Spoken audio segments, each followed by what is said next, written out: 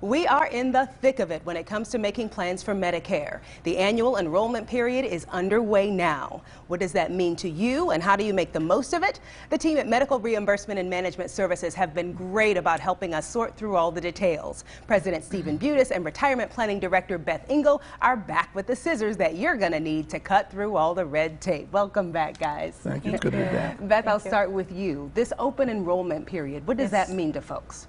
Well, for people who are already on Medicare, those who are 65 and older or have been on a disability, Social Security disability for a period of time, this is their opportunity to take a look at their plans and see if they still work for them going into the new year. And how long do they have to get those changes made if they want to make some? The annual enrollment period starts October 15th of each year and ends December 7th. What are some of the most important things that people should be considering whether they want to change or not? Especially if they're in a Medicare Advantage plan, they need to look at their networks to see if their providers have changed at all. And if they're in a prescription drug program, they should review their drugs. So, for example, if I'm in a network where my provider has changed and I'm not happy with the new lineup of providers, what are my options? You can change to a different company, different plan. Okay. That would hopefully include that provider or those providers.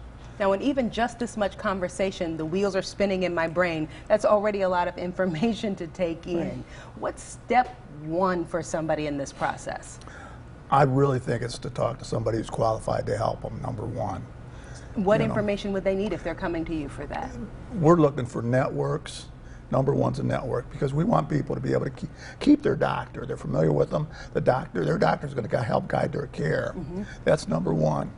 Number two is whether or not they're healthy or going to be aggressive with care. That could dictate what type of program they'd want to get into. For example, a Medicare supplement would work well for somebody that let's say somebody's undergoing chemotherapy and has a great deal of medical expense.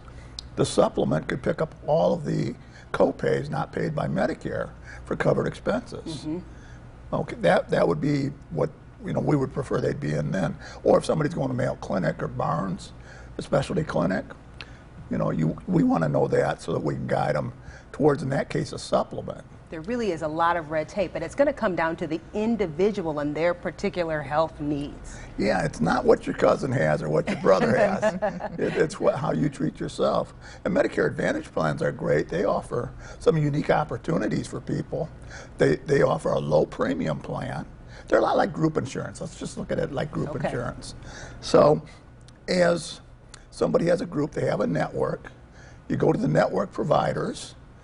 Okay, if you have to go out of network, you have to buy a PPO type of plan, preferred provider. Once again, getting a little bit more complicated, but basically stay in network and know that you're going to have co-pays for such things as doctor's costs, hospital visits, and such. So lots to consider, and that's where you guys come in. We're so grateful to have you on the team. Let's let folks know how they can get in touch with you guys at Medical Reimbursement and Management Services. There's the phone number, mrmsinc.com is the website.